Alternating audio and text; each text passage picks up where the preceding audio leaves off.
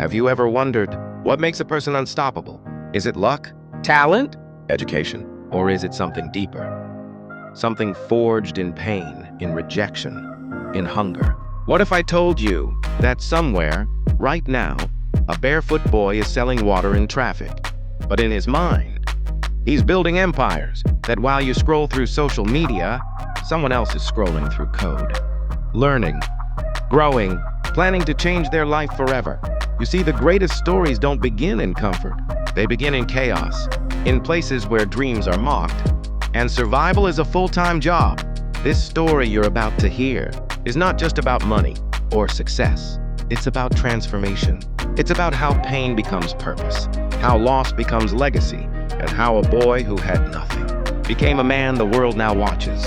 You might think you've heard stories like this before, but you haven't heard this one. Not like this. Not from the heart of the struggle. Not from the boy who was told he'd never make it, but decided the world was wrong. So before we begin, I want you to do one thing.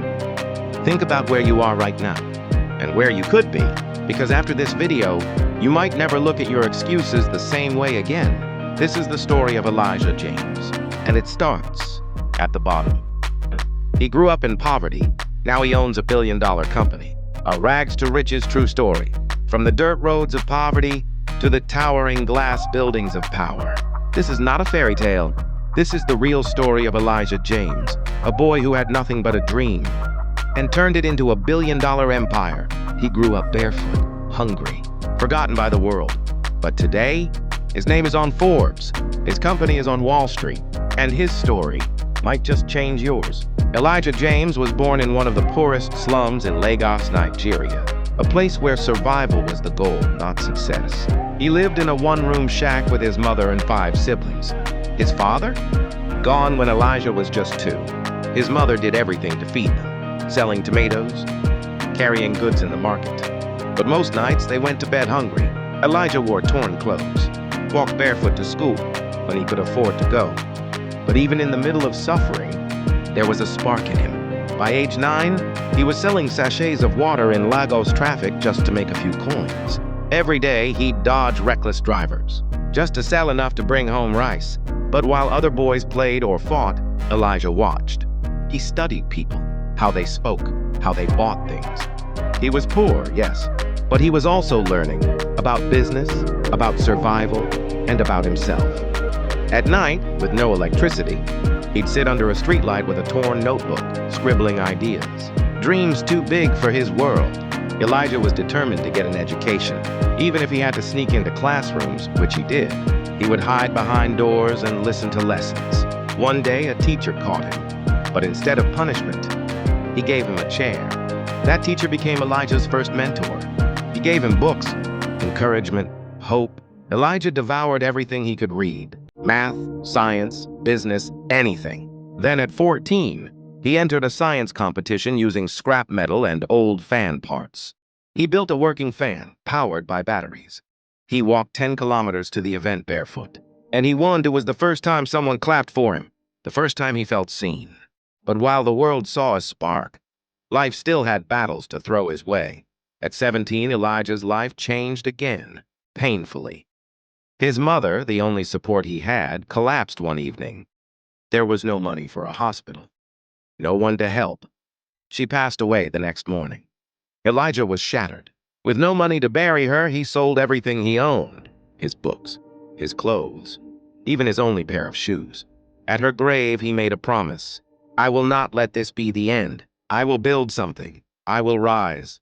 Homeless and alone, Elijah got a job cleaning a cyber cafe. It paid little, but it came with one gift: internet access. Late at night, when the cafe closed, he stayed back and taught himself to code. Using YouTube, free trials, forums, anything. That's where his mind exploded. He didn't just want to survive anymore, he wanted to create. His first idea? A digital marketplace called Craft Connect to help local African artisans sell to the world. It was brilliant, but it failed. No funding, no users. Still, he didn't stop. The failure was a lesson, he said, and lessons are fuel. In the next 2 years, Elijah entered every startup competition he could find. He faced 243 rejections. Some laughed at his accent. Others ignored his emails. Until one day an American investor replied, "I'm flying to Lagos, I want to meet you." That meeting changed everything. Elijah pitched a new idea, SwiftPay, a mobile payment platform for Africa's unbanked population. The investor gave him $50,000 in seed money. Elijah built a small team. They worked in a borrowed apartment with one laptop. SwiftPay launched. Within 6 months, 1 million users. Within 2 years, 10 million users. Within 5 years, SwiftPay was valued at $1.2 billion.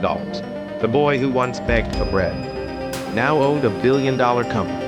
But Elijah didn't forget. He returned to the same slum where he grew up and built a free tech hub for kids like him, poor, hungry, but full of fire. He launched the Elijah Foundation, giving out scholarships, mentorship, and startup grants to youth across Africa.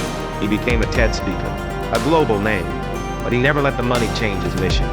He says, "It's not about how high you rise. It's about how many hands you lift while you climb." Elijah James grew up with nothing. No shoes, no phone, no chances. He had a dream.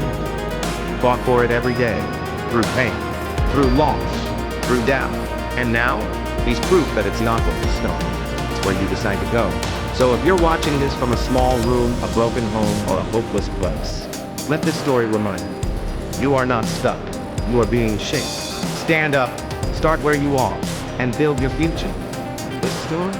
Subscribe for more powerful, real-life inspirations. Leave a comment if you believe your story can change the world too.